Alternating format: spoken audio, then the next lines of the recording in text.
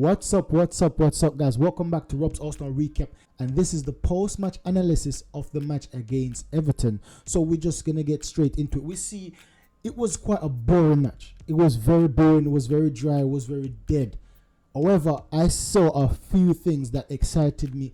I saw a few things that got my blood pumping, and also it's 3 points. So at the end of the day, no one cares because it's 3 points. However, I believe that eventually we're going to start playing better and better as the season goes by. But let's just get straight into it. So first of all, we see a shock, we see a surprise, we see David Raya in goal, we see Benjamin White, we see Saliba, Gabriel, Zinchenko, Rice, Vieira, Odegaard, Saka, Martinelli, and Nketiah up top. This was the lineup for the match against Everton. And this is how the lineup. We see Vieira beside Rice and Odegaard, Zinchenko in the backline, Raya.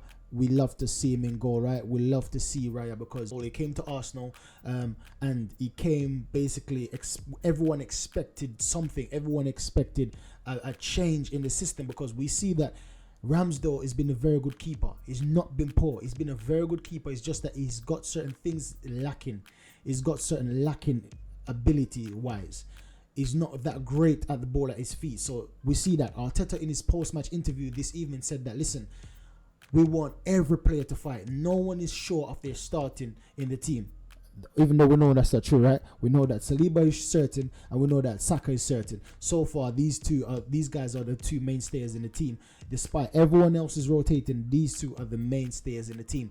But I get what he's trying to say. Potentially, we could see, because we see we're getting linked to a next centre back, a right-sided centre back. So potentially, even Saliba is not going to have a guarantee first spot. And also, in the season, in the transfer window in the summer, we see that we were getting linked to Kudos as well. We were getting linked to a lot of right-sided players. So potentially, Saka might have some competition on his hand if we gank it. And we tried to sign, we tried to sign Rafinha a few times. We tried to sign Rafinha when he was at Leeds, and then we tried to sign him even when he was at Barcelona. So it's not a guarantee even for Saka. Potentially in the future, we just need adequate competition for Saka, and then he's gonna be having. So I love to see the mindset of the manager, his ingenuity. I love to see everything that's going on right now at my club. So this was the average position on the pitch. So we see, so on the left hand side, this was the first half where this was the average position where we see David Raya in goal. We see William Saliba just in front David Raya. We see Gabriel Magalhaes on the left hand side, and this is what I understand what Mikel Arteta was saying, that if the formation is fluid, there is no one set formation with Arsenal. We could be going through 36 to 42 different formation in one match. That is insane. That is just crazy. And you can see it right now that Saliba and Gabriel average position are just these two together throughout the 90 minutes. If you do an average possession throughout the 90 minutes, these two are always together in the first. Well, I would say the 45 minutes, because this was for the first half, right? So for the 45 minutes, you can see their average possession was right beside each other. There was no left back, there was no right back. You see the right back, which is Benjamin White, is on the halfway line playing beside Declan Rice. We see that Zinchenko, number 35, is above the halfway line as well, playing as that left centre mid. So this was the average possession, whether we're defending, whether we're attacking. It was an average possession in both sense, attacking and defense. And this shows you that we were mostly attacking than defending. Just the fact that our average possession showed these players in the position they are right now shows that we were on the front foot most of the time throughout the whole match. On average, right?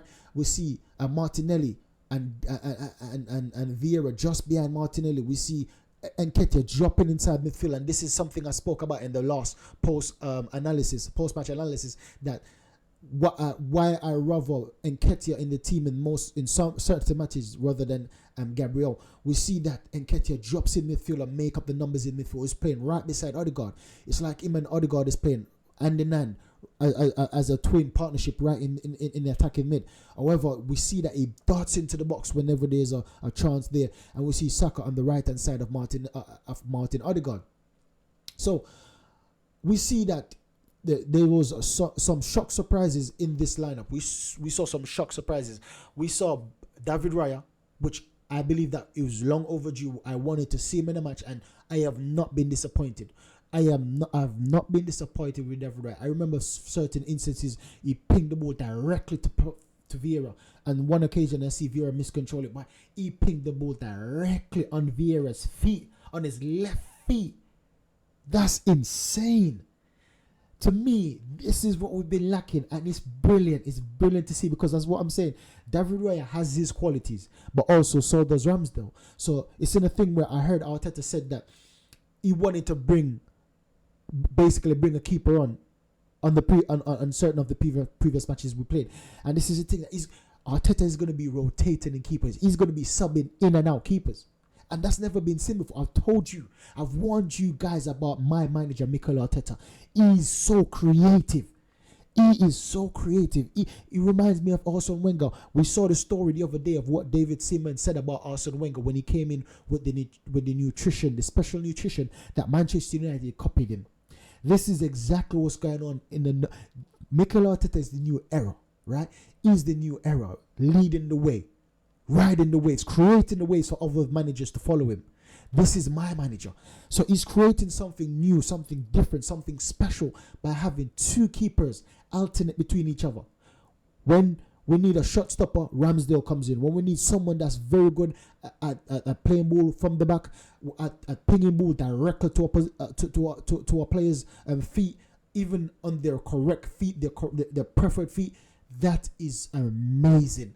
And this is what Arteta is trying to do, trying to confuse teams. Because these things, if it's so confusing for us as fans, can you imagine how the opposition fans feel, how the opposition manager feel, how the opposition players feel playing against these systems? It's going to make them feel discombobulated, because what's going on? I was marking this guy. What's going on? I'm marking him now. Oh. Before, in the first half, they were playing, I was able to press high, but now they're pinging the ball to that side, so I can't press high anymore. I'm going to have to go there. And when they're trying to go there now, then they're going short again. It's confusing. It's chaos. So when you can have chaos building from the back, chaos in midfield, chaos by Declan Rice and Vieira and Odegaard, brilliant three in midfield. And I said in my preview, I said that I wanted a strong midfield. I didn't want to see Odegaard. I didn't want to see Vieira. I wanted to see Declan Rice. I want to see Kivio. I want to see even Tamiyasu. However, and I wanted to see Kai Havertz. That's what I wanted to see, because Kai Havertz is good in the areas too, so he'll be able to win those long balls. But Arteta, once again, I knew that he was going to do something. We can have our prediction, but ultimately the decision is down to the manager, and he made a brilliant decision. If he didn't come off, trust me, it would have been criticized. It would have been criticized, because even I could see what needed to be in this match. But you have to give credit where it's due, and believe me, this is my manager. This is my favorite manager in the world right now. So if I have a criticism, but it's not it's not an agenda. It's not to say that the manager is rubbish, but as in my opinion, I saw certain things that we needed to change, that we needed to do for this particular match, and he thought otherwise. And what he done worked, because we won. Even though it was a boring 1-0 match, the 3 points is what counts. The 3 points is what that matters. So in the second half, we see that on the right hand side, this was the average position. We see that when Gabriel J comes on, we mostly play on the right hand side. In the first half, you can see we played. It was an overall thing. The play was spread out. But in the second half, we see that the left-hand side was more defended.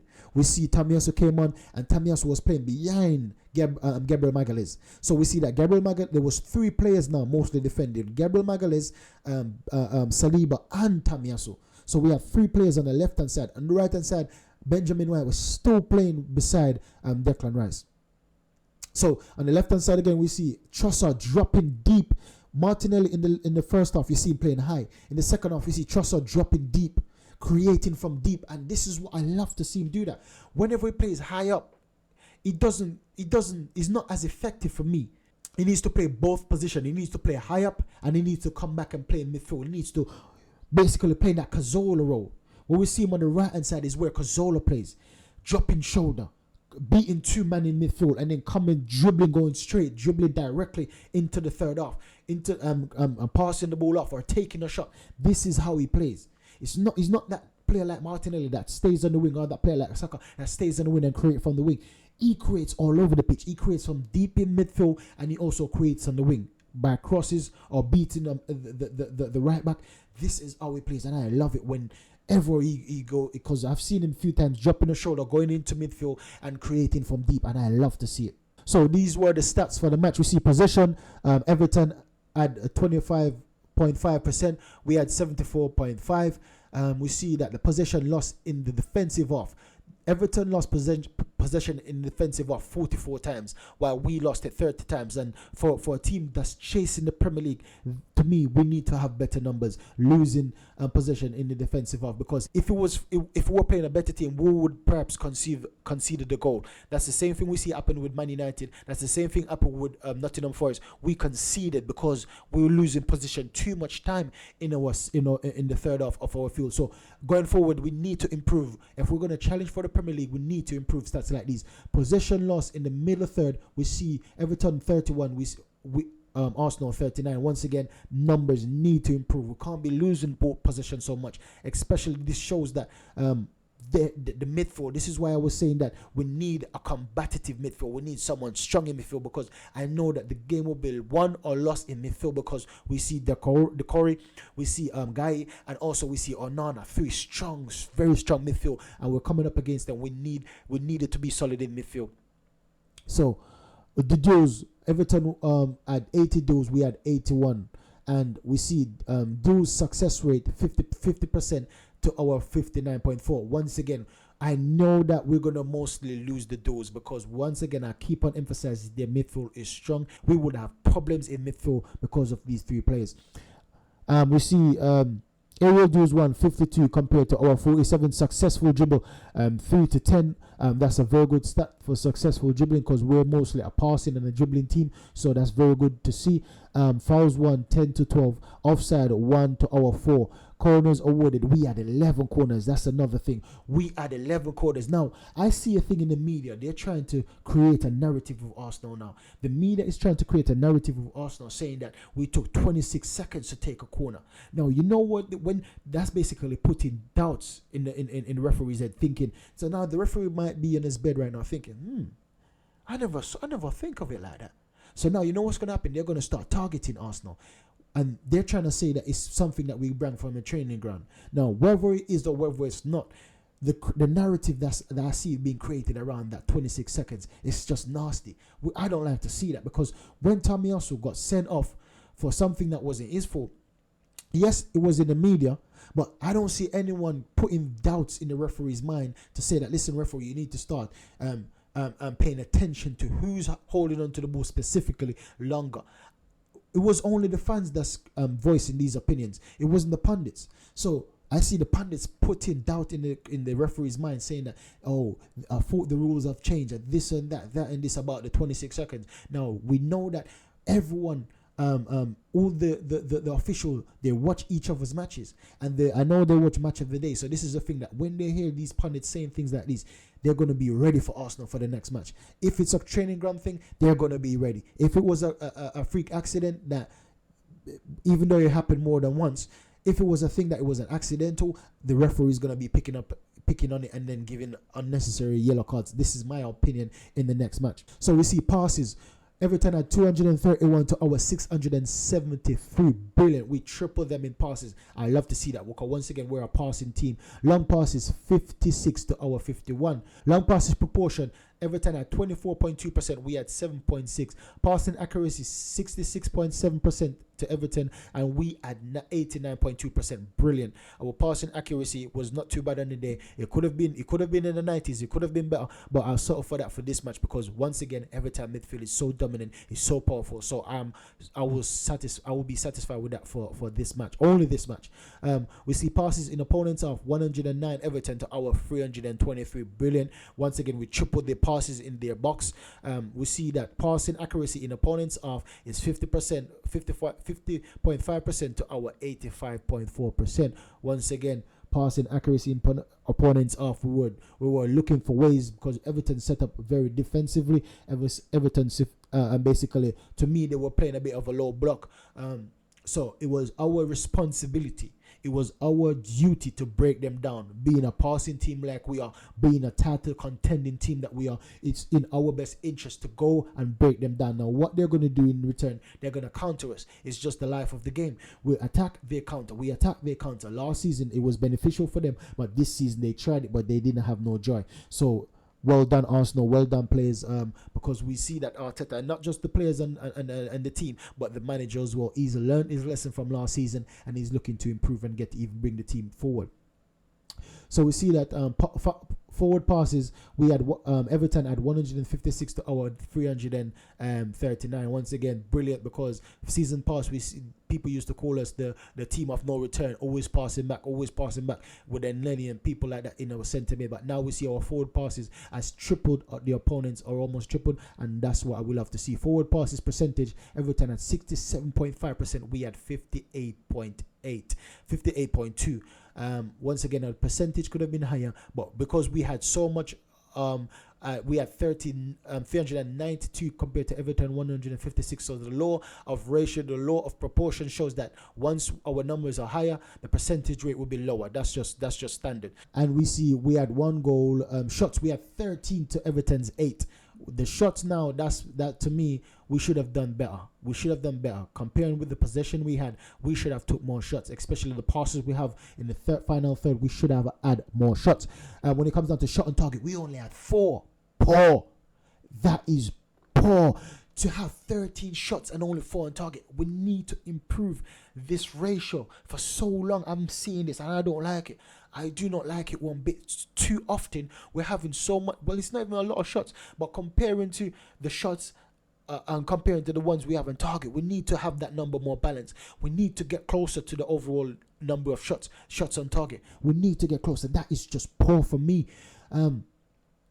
So we see that Everton had 1 shot on target. So basically, David Raya faced only 1 shot on target. 1 shot David Raya had to deal with. So I potentially wanted to see David Raya having a match that basically had him on his toes. Basically, give him something to think about, so we can see him at his best. But this wasn't the match. He was just basically having a napping goal. He was having a nap. That's what I believe he was doing, because he was so boring. Their attack, they had 1 shot on target. So we see block shots, we had 6, Everton had 4.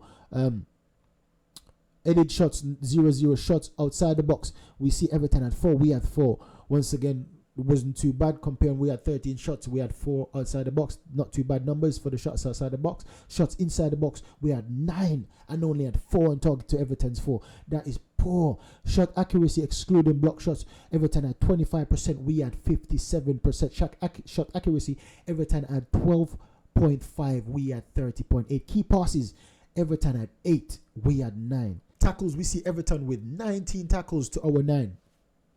And oftentimes, this is how you know when a team is on top, when a team is more dominant. If the opposition team is tackling more, you know that our team is on the ascendancy while they're on the descent. So this is what we love to see. We love to see other teams attacking. We love to see other teams having more save than us. This is what we love to see. So I don't really have qualms with that. I like that stat. I like that one. We see tackle success rate at 68.4%, while our is at 88%. So once again, it's not the fact that our was brilliant, but they had almost doubled ours. The metric tells you that once a number is higher, the percentage will be lower compared to the team. If the other team number is lower, their percentage rate will be higher. Clearances, you see Everton at 17, we had 11. Interception, Everton at 11.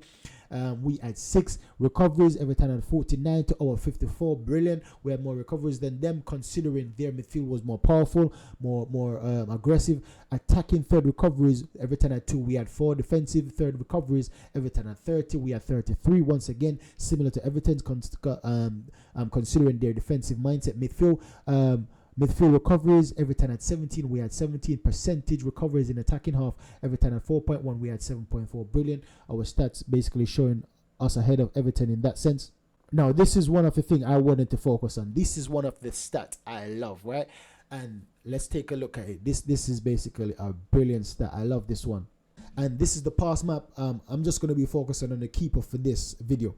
and we see Ramsdale is on the right. So Ramsdale, this is the match against Man United. Ramsdale on the right, and we see Ramsdale. If we can see the thickest line, the pass map, this shows the amount of passes an individual player passed to each other. So we see that the thickest line is from Ramsdale is to Saliba. Now for me, this is why I can't rate Ramsdale when it comes down to distribution. I can't give him ratings when it comes down to distribution, because Saliba, if you look in the picture, Saliba is the closest person to him. So if you pass into the closest person to you, that don't take much effort. Anyone could do that, right? So when it comes down to Raya, look at Raya now. Raya, he passes Saliba, yes, but look, he passes to Gabriel just the same, or even more. And you see that Gabriel is more advanced than Saliba. He has to take more effort to pass to Gabriel than he does it when he has to pass to Saliba, because Saliba is closer to him. And it's the same thing with Ramsdale on the right hand side. Ramsdale, Gabriel Magalhaes is more far further than him than Saliba. So this is why I stick to Saliba more. When it comes down to Ben White, the line is so thin. For Ramsdale on the right hand side, the line is so thin. Remember, Ramsdale is number 1. Raya is number 22, in case you're an Arsenal fan and don't know your team numbers. So Ramsdale is number 1, shows that he's on the right hand side. When he pass, so Ramsdale have 4 different ways he could pass. He could pass to the left to Gabriel Magalhaes at number 6. He could pass in the middle to Declan Rice at number 41, right in the centre of midfield. Or he could pass to William Saliba just ahead of him, which is number 2. Or he could pass to Benjamin White, which is basically playing right beside Saka at number 4. And he always chose to pass to number 2, which is Saliba. Now look at Raya. Raya is beautiful. You see, Raya doesn't even go to Raya doesn't even go to Declan Rice. Raya goes straight to Zinchenko. Zinchenko's playing it. Raya goes straight to Zinchenko. When you see, and it's the way Arteta sets up the team because he knows Raya is very good at these passes. Raya goes straight to, and this is the transition of our team when Zinchenko was in. Zinchenko was in when against Man United. Zinchenko's number 35, but you don't see Raya going straight to Zinchenko. Raya stops at the midfield. He goes to Declan Rice. That's when Declan Rice comes shoot for the ball. He goes to Declan Rice, but apart from Declan Rice, Ramsdale go to only the 3 defenders, which is number 6, number 2, and number 4. But you see Raya goes straight into midfield to Zinchenko, that's playing inverted midfield. He goes straight to Ben White. Look at the thick lines to Ben White. Look at the thick lines to Saliba. Look at the thick lines to Gabriel Magalhaes. He shows that he hasn't got any deficiencies in passing out from the back. He can hit any player he wants at any time. So Ramsdale is more comfortable going to Saliba. You can see these things is so evident. When you check the passing maps, when you check these stats, it's so evident that he's more comfortable passing to the closest person to him. And this is where I believe that he lacks. This is where I believe that he needs to improve, because Raya is so comfortable with the ball at his feet. And this is a benefit I see Raya has over Ramsdale. And Ramsdale need to pull his socks up, otherwise he's going to be left behind in this team, because this is the type of gameplay we play. No team plays like that anymore. Yes, he's a good shot stopper. Yes, he can mix it up at times, but he needs to mix it up more. He needs to be more accurate, because lots of time I see Ramsdale trying to ping passes to the right, to the left, and he keeps going out for throwing. But I see Raya ping the ball to Saka.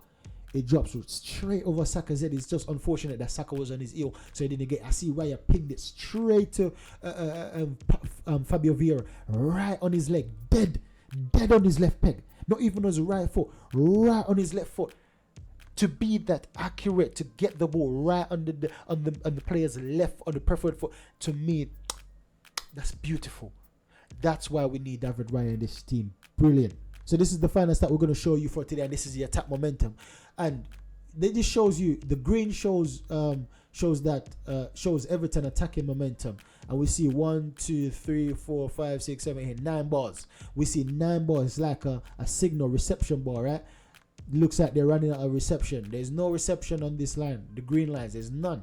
We see in the second half, before our goal, they pick up a little momentum, and we turn it over and got the goal. After we got the goal, they had a few bit of momentum, but it was dead. It was not much. But when you look at the blue now, that's our momentum. Throughout the whole match, we control the attacking momentum throughout the whole match, and this is what we love to see. The stats tell no lie, because we're deserving of the win. We are deserving of this win. We played brilliant. The match was boring, but we think it was not our fault why the match was boring. I can't blame it on us. It was just that Everton was sitting so much, so we couldn't get to break them down fast enough, quick enough. But we tried. The stats show that we tried. I just believe that we should have taken more shots on target. And because obviously when you take more shots on goal, your chances are more likely to get more in, right? So this is just my qualms of the team. Take more shots on goal. And as soon as Gabriel Jesus comes on, we see the team plays different. The intensity to build up. Even though I wanted Nketiah to start, Nketiah didn't have the best of match today. Gabriel J come on and spice things up, and I love to see it. Trossard as well came and had a very good match. The best match he's had since the season start. So well done, Trossard. Well done, the team. Well done, you Gunners, for showing your continued support. And make sure you continue to like. Make sure you continue to share this my videos, because I appreciate it. If you're not already subscribed, if you're new, make sure you subscribe. Thanks for watching. Make sure you like, subscribe, and share. Catch you in the next one.